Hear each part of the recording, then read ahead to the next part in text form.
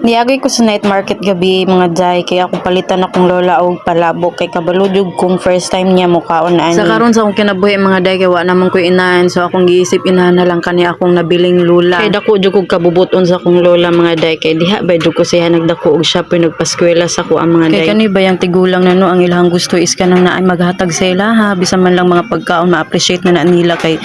tigulang na no dali ra jud ni malipay bisag gamayng butang dako na kay na sila galipay nga gihatagan sila. Gusto pud ko makatabang sa kong lola mga day bisa man lang mga gagmay mga butang at least man lang makahatag-hatag ko no. So anyway mga day back to video na ta so ako na nang gimix ang palabok diha aron matilawan ni lola kasi gira tag drama diri